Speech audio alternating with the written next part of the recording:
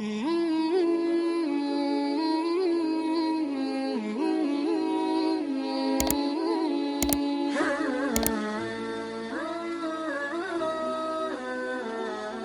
ولیوں کی شان کیا ہے اور ولی ہوتا کون ہے۔ دور حاضر کے اندر پہلی بات خلاصہ کلام آپ احباب کے سامنے عرض کر دوں کہ جس چیز کا ہمارے عقیدت میں ہونا لازم ہے، ہمارا عقیدہ اس وقت ہونا لازم ہے، وہ کیا ہے؟ وہ بات یہ ہے کہ قرآن مجید فرقان حمید میں سے مشہور زمانہ آیت مبارکہ کا ایک حصہ چند الفاظ آپ احباب کے سامنے تلاوت فرمائے۔ رب تعالیٰ نے ارشاد فرمایا داعیا الی اللہ۔ داعیا الی اللہ کا مطلب کیا ہے؟ کہ میرا محبوب تم لوگوں کو اللہ کی طرف دعوت دینے والا ہے۔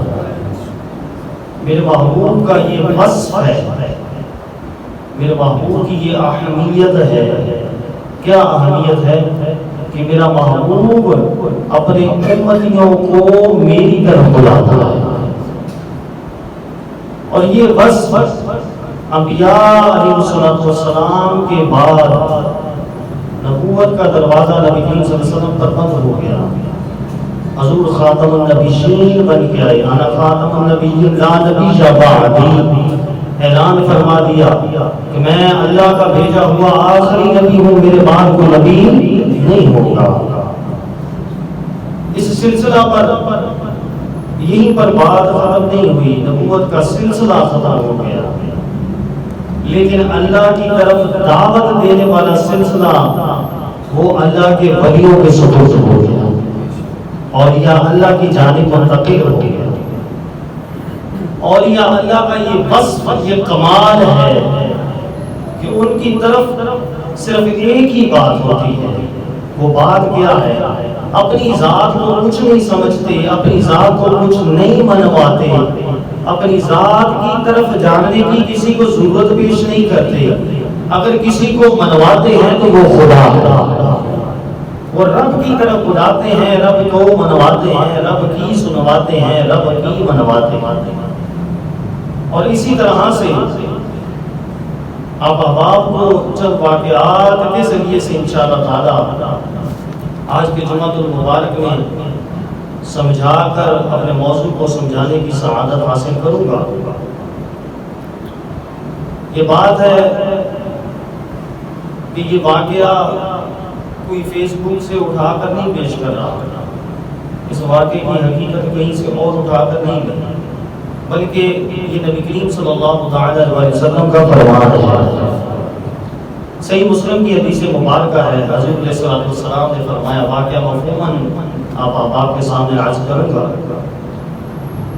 کہ ایک دور میں ایک بادشاہ کے محل میں ایک جادوگر ہوا کرتا تھا۔ وہ جادوگر بوڑھا ہو گیا، اس نے بادشاہ سے کہا کہ میں اب بوڑھا ہو گیا ہوں، بار بار دربار میں آنے جانے کا سلسلہ مجھ سے نہیں ہو پائے گا، تم اپنی طرف سے کوئی نوجوان، کوئی اچھا، کوئی دانا بینا شخص جو دانش مند ہو اس کو منتخب کر کے میرے پاس بھیج دو، تاکہ میں اس کو اپنے سارے راز بتا دوں، اپنی جادوگری اس کو سکھا دوں، اور تمہارے لیے جو ہے وہ ہر وقت تمہارے دربار میں حاصل ہو اور تمہارے کام آ سکے۔ اب بادشاہ نے ایک دانا بینا نوجوان ڈھونڈ کے اس کو جادوگر کی طرف روانہ کر دیا۔ سلسلہ کچھ یوں ہوا کہ وہ نوجوان روز جادوگر کے لیے نکلتا، رستے میں اس نوجوان کو ایک اللہ کا ولی مل گیا۔ جب اللہ کا ولی ملا تو اس کی ان کے ساتھ گفت و شنید ہوئی، آہستہ آہستہ ملاقات بڑھتی گئی، اس کی دلچسپی ہوتی رہی۔ وہ روز جاتا، رستے میں پہلے اللہ کے ولی سے ملتا، پھر جادوگر کے پاس جاتا۔ اس کے ذہن میں یہ خلل آ گیا، وہ کنفیوز ہو گیا۔ کنفیوز کس طرح ہوا کہ جیسے آج کے دور میں بھی کئی لوگ ہوتے ہیں، کیسے ہوتے ہیں کہ وہ انٹرنیٹ سے یا مختلف چیزوں سے کچھ باتیں سن کر سمجھتے ہیں کہ اولیاء اللہ کچھ نہیں، اور پھر نعرے لگاتے ہیں باپے تے شاہی کوئی نہیں۔ ایسے بھی بندے ہیں، اور ان کی ابتدا میں بڑے لوگ چل پڑتے ہیں اور اپنے عقائد کا بیڑا غرق کر بیٹھتے ہیں، کنفیوز ہو گیا۔ ایک طرف جادوگر ہے جو اپنے منتروں تنتروں سے مختلف طرح کے جو ہے وہ کارنامے سر انجام دیتا ہے، ہاتھوں پر سرسوں رکھ کر جو ہے وہ جما دیتا ہے، بڑی بڑی اس کے کرتب ہیں۔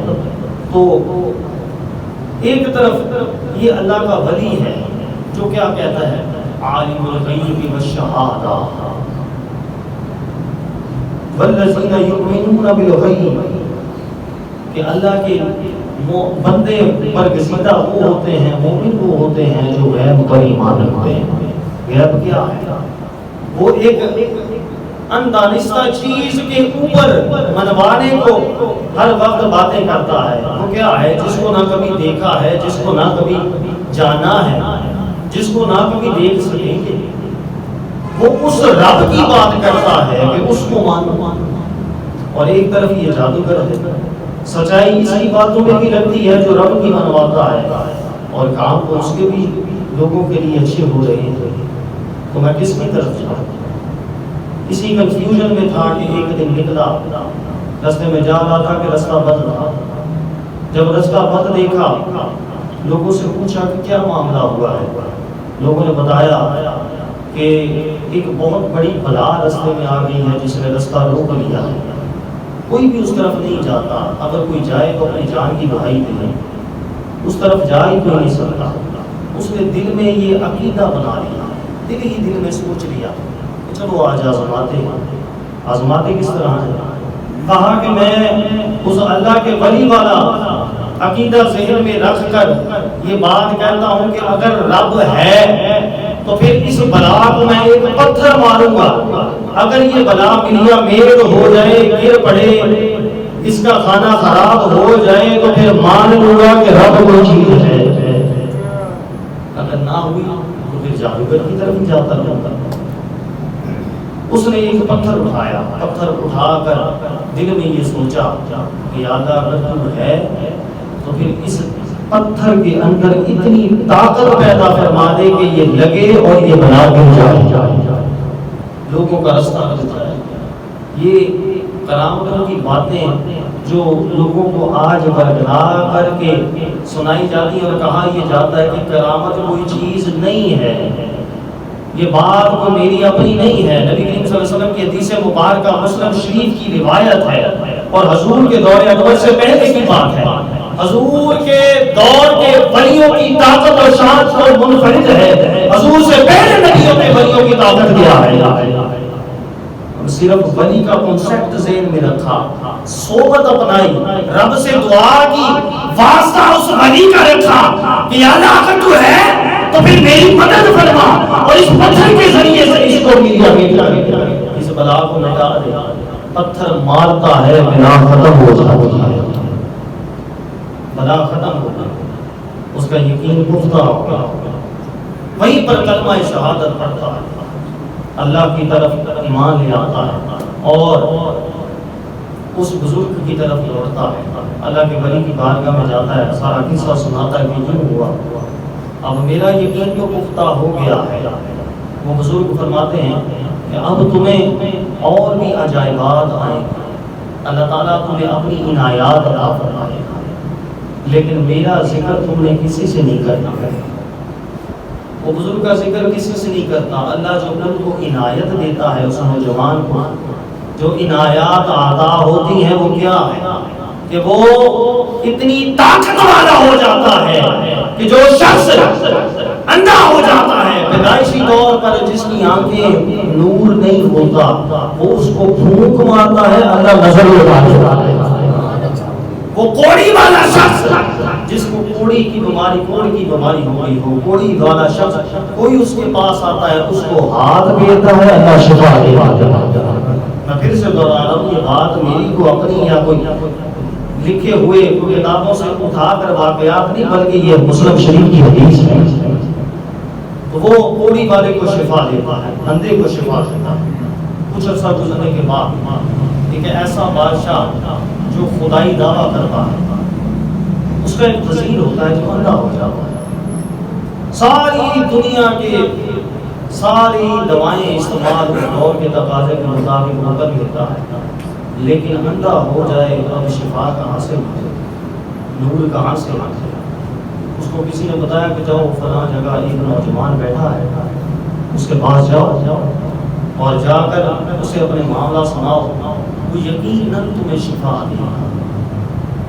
وہ اس نظریے سے کہ چلو آنکھیں تو آئیں گی، دیکھنے کو تو مل جائے گا، وہ چلا جاتا ہے، اپنے ہمراہ اپنے غلاموں کو لے لیتا ہے، بڑے بڑے تھال اٹھائے ہوئے، اس میں انعامات و بڑا بڑا کچھ کپڑا لدا ہوتا ہے، بڑا بڑا کچھ انعامات کی شکل میں لے کے جاتا ہے، اور جا کر اس نوجوان سے کہتا ہے کہ تم میری نظر لوٹا دو، جو دنیا کی چیز چاہو کہ میں تمہیں دے دوں گا، تمہیں طرح طرح کے انعامات سے نوازوں گا۔ اب اللہ کے ولی کا وصف داعیاً الی اللہ، وہ وصف جاگتا ہے۔ نوجوان اپنے لیے کچھ طلب نہیں کرتا، اس کی طلب کیا ہے؟ وہ کہتا ہے کہ میری نظر لوٹ آئے گی، یہ میرا وعدہ ہے، تیری نظر اسی وقت لوٹ آئے گی، تو بالکل ٹھیک دیکھنے لگ جائے گا، میری بینائی واپس آ جائے گا، لیکن میری ایک شرط ہے، مجھے تجھ سے کچھ نہیں چاہیے۔ کہا جو بھی مانگو گے دوں گا۔ کہا یہ شرط مان۔ کہا بتاؤ کیا شرط ہے؟ کہا تم میرے رب پہ ایمان لاؤ۔ کیا کرو؟ میرے رب پر ایمان لاؤ۔ اور یہ اللہ کی نشانی یہ ہے، اپنے لیے کچھ طلب نہیں کرتے، ان کو دنیاوی لالچ نہیں ہوتا، دنیاوی حرص نہیں ہوتا، وہ کسی قسم کی تمنا اپنے دل میں نہیں رکھتے، اگر رکھتے ہیں تو اپنے خدا کو رکھتے ہیں، ان کی طلب کچھ اور نہیں ہوتی۔ یہ دنیاوی مال و متاع یہ ہم جیسے لوگوں کی اچھا ہوگی، ہم جیسے لوگوں کی تمنا اور خواہش ہوگی، لیکن یہ دنیاوی مال و متاع اللہ کے ولیوں کی شان کے مطابق نہیں ہے۔ اللہ کے ولیوں کی شان یہ ہے کہ وہ رب کا کلمہ پڑھاتے ہیں، رب کی طرف لگاتے ہیں، ایمان والا بناتے ہیں۔ مختصراً یہ کہ وہ وزیر ایمان لے آیا، اس نے پڑھ کر پھونکا، اللہ نے اس کی بینائی اٹھا دی۔ اب یہ پھونکے بھی کوئی عام نہیں، یہ پھونکے بھی کوئی عام نہیں۔ بابا فرید گنج شکر رحمۃ اللہ تعالیٰ علیہ کے پاس ایک بڑی آئی، آ کر کہنے لگی گھر میں کوئی کچھ کھانے کو نہیں ہے، کوئی ذریعہ آمدن نہیں ہے، کچھ نہیں، شوہر ہے گھر میں بیٹھا ہے، کوئی کام کاج نہیں، کچھ عطا کر دیں، آپ اللہ کے ولی ہیں۔ بابا فرید رحمۃ اللہ تعالیٰ علیہ نے فرمایا جاؤ بیوی ادھر سے ایک مٹی کا ڈھیلا لے آ، وہ مٹی کا ڈھیلا لے آ، جب مٹی کا ڈھیلا لا کر دیا گیا، بابا فرید نے کچھ پڑھ کر اس پر پھونکا، وہ مٹی کا ڈھیلا سونے کا بن گیا۔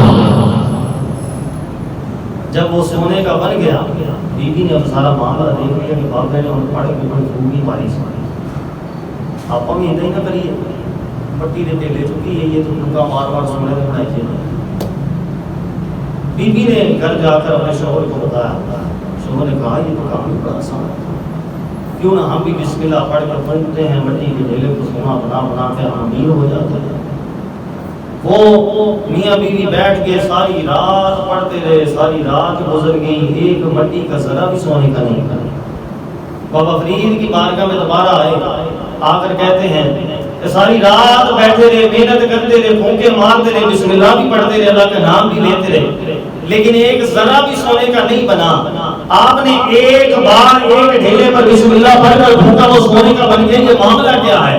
فرمایا یہ معاملہ یہ ہے، یہ بسم اللہ پڑھنے والی زبان بھی فرید کی ہونی چاہیے۔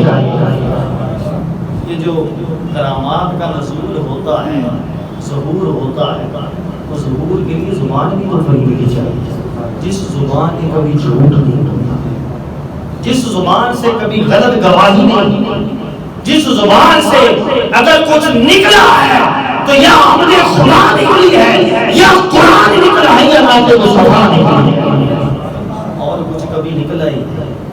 فرمان مصطفیٰ کے علاوہ کچھ زبانیں سنائی ہیں، اپنی زبانوں میں پہلے وہ چاشنی کو پیدا کرنا، جب وہ چاشنی آ جائے گی پھر بسم اللہ پڑھو گی تو وہی کرامت جو فرید سے ظہور ہو کر سونے کا ڈھیلا بن گیا ہے وہ تجھ سے بھی بن جائے گا۔ الغرض وہ نوجوان ایسی طاقت رکھنے والا تھا۔ پھر یوں ہوا کہ وہ وزیر جب بینائی لوٹ گئی وہ اپنے بادشاہ کے پاس گیا، بادشاہ نے دیکھا، کہا تیری تو نظر لوٹ آئی، یہ کیسے ہوا؟ جب اس نے یہ کہا تو وہ وزیر جس کو ایمان دے دیا گیا تھا اور جس نوجوان کے ذریعے سے ملا تھا، دیکھو اللہ کے ولیوں کی شان کیا ہے، ولی صرف ایمان ہی نہیں دیتا بلکہ جس کو ایمان دیتا ہے اسے بھی ولی بنا دیتا۔ وہ وزیر بھی ادا کر گیا، بادشاہ کے پاس گیا، اس نے پوچھا حیرانی سے، تعجب کی بات ہے تیری نظر لوٹ آئی، بڑا علاج کروایا، کیسے ہوا؟ جو جواب دیا وہ ہمارے لیے سبق ہے، فرمایا یہ میرے رب نے دیا ہے۔ اس نے بادشاہ چونکہ خدائی دعویٰ کرنے والا تھا، اس نے آگے سے پلٹ کے کہا تیرا رب میں ہوں؟ اس نے کہا نہیں میرا رب تو نہیں ہے، میرا رب اللہ ہے۔ اس نے کہا نہیں میرا رب میں ہوں۔ اس نے کہا تیرا اور میرا، ہم سب کا، ساری مخلوق کا، ہر مخلوقات کا ایک ہی رب ہے اور وہ اللہ ہے۔ جب بادشاہ نے اپنے وزیر کو ہی اپنے مخالف پایا، اس نے کہا اس وزیر کو سزا کیا دی؟ اس وزیر کو کہا ایمان چھوڑ دے ورنہ تجھے دو ٹکڑوں میں کاٹ دیا۔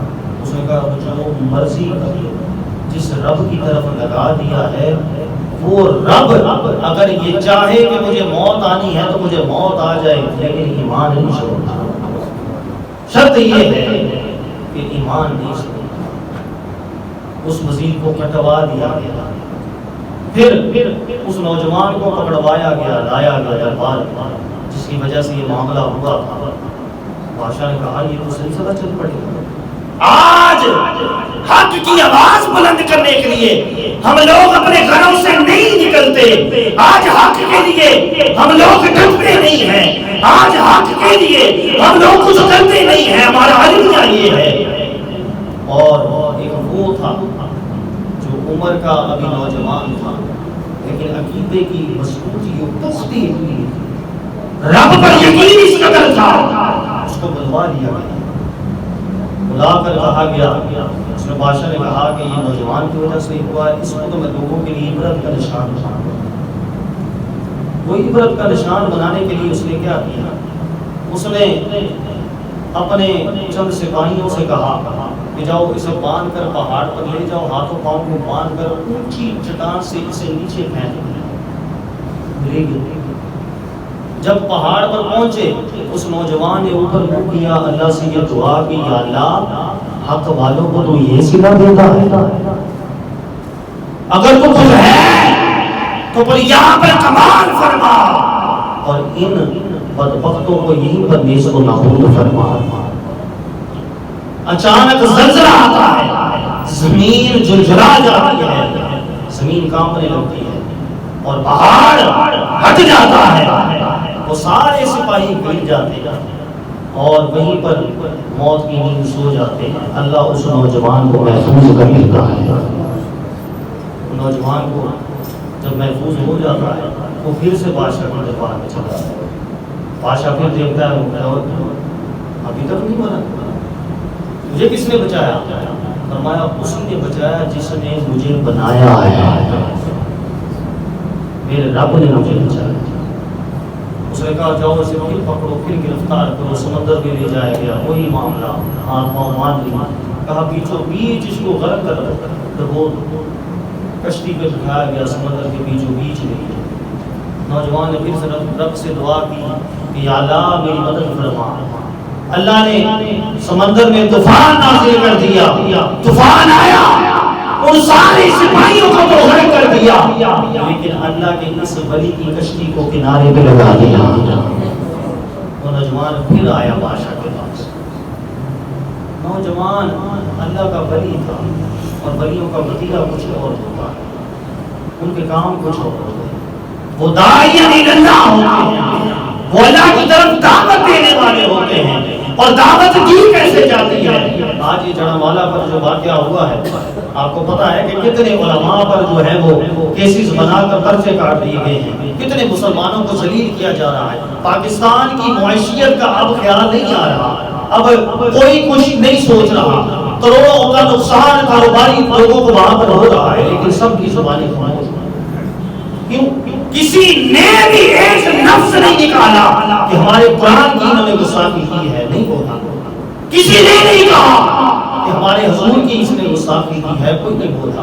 لیکن عیسائیوں کو پروموٹ کرنے کے لیے، ان کو ساتھ دینے کے لیے اور اقلیت بنا کر کے ان کو ڈیفینڈ کرنے کے لیے یہودی سازشوں کے مطابق، نصرانی سازشوں کے مطابق ان کے بنے ہوئے یہ بڑھڑ لوگ ان کو پروموشن دینے کے لیے کیا کیا نہیں کر رہے کہ مسلمانوں کو اب جیلوں میں بند کیا گیا ہے، خانوں میں بند ہے، اور ان کو جو ہے وہ بڑا بڑا کر ہر طرف دکھا رہے ہیں کہ ان پر بڑا ظلم ہوا۔ ایک بھی بندہ، میں آپ سے یہ سوال کرتا ہوں، ہمارے اندر ایسا ہے جس نے حق کی آواز اٹھا دی؟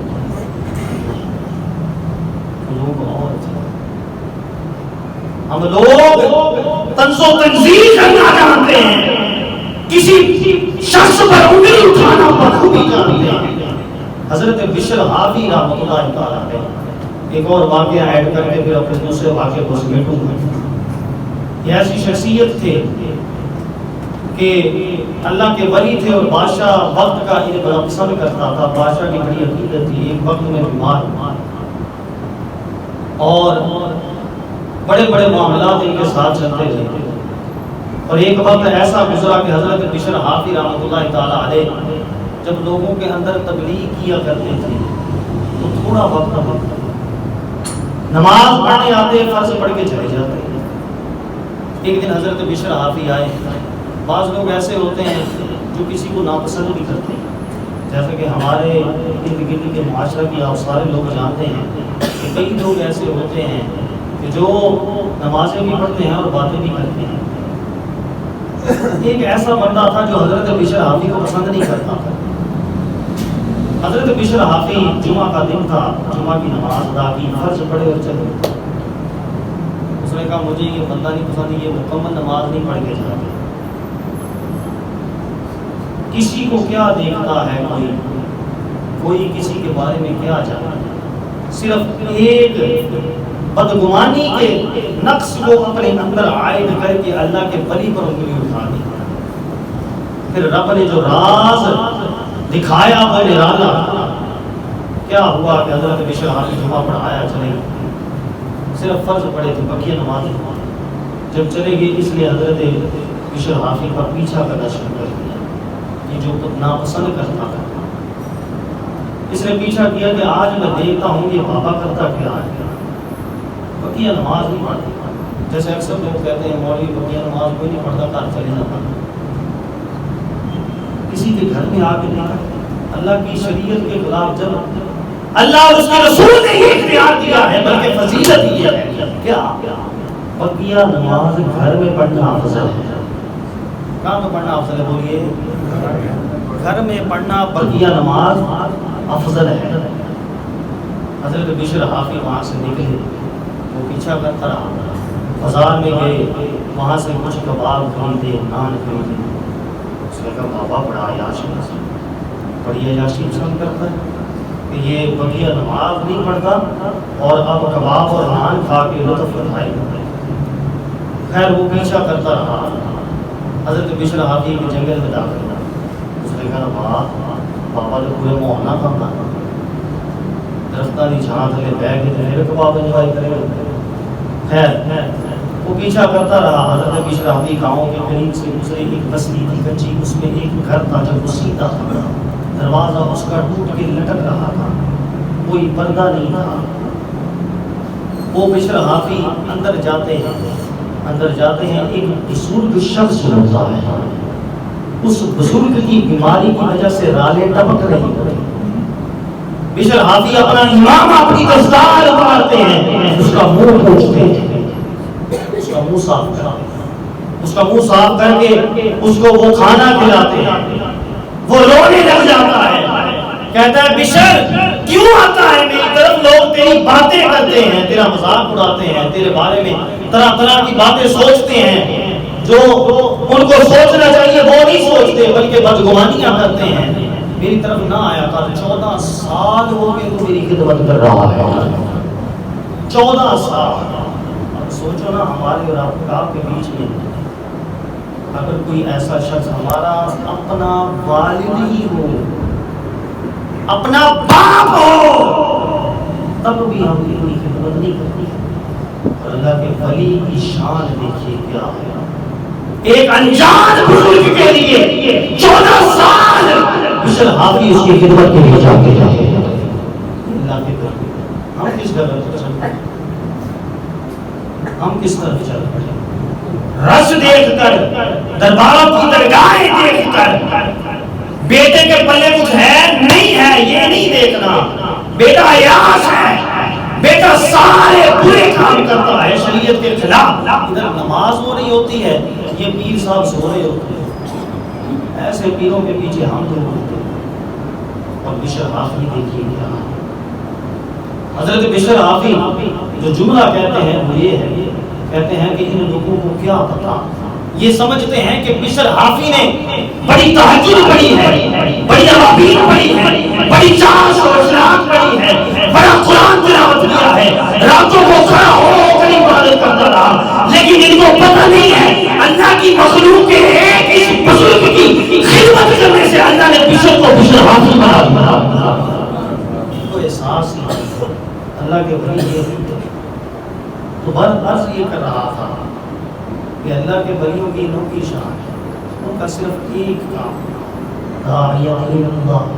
اللہ کی طرف دعوت ہے۔ وہ نوجوان پھر سے دوبارہ دربار میں لے جایا جاتا ہے۔ جب دربار میں چلا جاتا ہے، بادشاہ کہتا ہے کہ اس نے تو ایسے نہیں کرنا، اب اس کا حل کیا کیا؟ بڑے بڑے مشورے کیے جاتے ہیں۔ وہ نوجوان خود بول کے کہتا ہے اگر مجھے مارنا چاہتے ہو تو طریقہ بھی میرے لگے گا۔ پوچھا کیا طریقہ ہے بتاؤ؟ وہ کہتا ہے کہ ایسا کرو، ایک تیر کمان لو، کمان کے اندر تیر ڈالو، تیر ڈال کر میری پیشانی کا نشانہ سیدھا کرو، مجھے باندھ دو، پیشانی کا نشانہ لگاؤ، اور جب تیر چلاتے ہو اس وقت میرے رب کا نام لو، مجھے موت آ جائے۔ اب اس میں جو راز چھپا ہے وہ کیا ہے؟ آپ کو پتہ ہے جب حضرت سیدنا ابراہیم علیہ السلام کو 40 دن تک نمرود نے آگ میں رکھا، رب نے قرآن میں یہ حکم دے دیا، یہ آیت مبارکہ آئی، اللہ نے وہاں پر حکم نازل کیا یا نار کونی بردا وسلام علی ابراہیم۔ اس وقت حضرت ابراہیم خلیل اللہ علیہ السلام نے جو عمل کیا تھا وہ کیا تھا؟ حضرت ابراہیم خلیل اللہ علیہ السلام نے اپنے رب کو اس طرح سے نمرود سے منوا دیا کہ جب نکلے تو ایک روایت میں آتا ہے نمرود انتظار کرتا رہتا ہے، 40 دن تک اس کے جو ہے وزیر مشیر اس کے ساتھ بیٹھے ہوتے ہیں اور انتظار کرتے ہیں کہ ابراہیم کی تو ہڈیاں بھی جلی ہیں، اتنا بڑا آتش پیدا کبھی نہیں لگا جتنا میں نے لگا دیا ہے۔ جب آگ بجھتی ہے، دھواں نکل جاتا ہے، ختم ہو جاتا ہے، دیکھتا ہے حضرت ابراہیم صحیح سلامت ماتھے سے پسینہ پھوٹتے ہوئے خلیل اللہ علیہ السلام تشریف لائے۔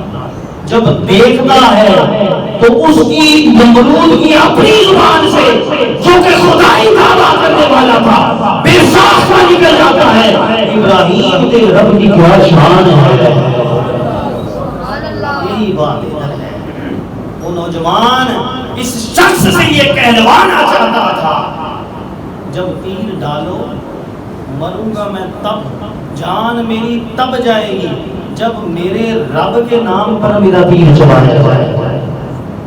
وہ تیر ڈالتا ہے، چلاتا ہے، لوگوں کا مجمع جمع ہوتا ہے، لاکھوں لوگوں کو، چونکہ اس نے عبرت کا نشان بنانا تھا کہ میں بادشاہ میرے کوئی خلاف نہ اٹھ پڑا، لاکھوں لوگوں کو جمع کیا ہوتا ہے۔ وہ تیر چلاتے ہوئے کہتا ہے اس لڑکے کے رب کے نام پر تیر، وہ چلاتا ہے، تیر لگتا ہے پیشانی پر، فوارہ خون کا اٹھتا ہے اور اس کی جان فلانے کو نکل جاتی ہے۔ اور پھر کیا ہوتا ہے؟ وہ لوگوں کی طرف دیکھتا ہے کہ اب میری بابا کریں گے، مجھے کہیں گے کہ بادشاہ کیا خوب کیا ہے۔ لوگ اس وقت کہنا تو یہ چاہیے تھا کہ واہ بادشاہ سلامت، بڑا کارنامہ ہوگا، لیکن لوگوں نے کیا کہنا شروع کر دیا؟ لوگوں نے کہنا شروع کر دیا اس لڑکے کا رب کتنا عظیم ہے، واہ کیا بات ہے اس لڑکے کے رب کی، اس لڑکے کے اللہ کی کیا شان ہے کہ اس نے ایسا نوجوان بنا دیا۔ ہم بھی لاکھوں کی تعداد کا مجمع ایک لڑکے کی استقامت کی وجہ سے کلمہ پڑھ جاتا۔ رب پر ایمان لے آتے ہیں، جب رب پر ایمان لے آتے ہیں بادشاہ کہتا ہے یہ تو معاملہ اتنا بڑھ گیا، میں نے تو بلایا اس لیے تھا، یہ کام کیا اس لیے تھا کہ لوگ میری بات مانے، مجھے رب ماننے لگ جائیں، لیکن یہ تو اس لڑکے کے رب کو ماننے لگے ہیں، یہ تو معاملہ الٹا ہو گیا۔ اس نے اعلان کروا دیا ایک ایک کو میں ادھر خندق بنوا کر کے اس میں ایندھن جلا کر جلا دوں گا، تاج جلاتے ہو جلا دو، مارتے ہو مار دو، مسمار کرتے ہو مسمار کر دو، لیکن ایمان وہ سکھا گیا ہے کہ کیا ہے، جان جاتی ہے جائے لیکن حق کی بات کرے۔ کاش کبھی حق کی بات ہم کی کریں، کاش کبھی حق کے رستے پر ہم بھی چاہتے۔ آپ کے لیے سبق ہے، اور یہ اللہ کی کرامتیں بہت ہیں، بے شمار ہیں، لیکن ان کی استقامت دیکھو کیا ہے۔ اللہ تعالیٰ سے دعا ہے رب کائنات ہمیں سمجھنے کی اور عمل کرنے کی توفیق عطا فرمائے۔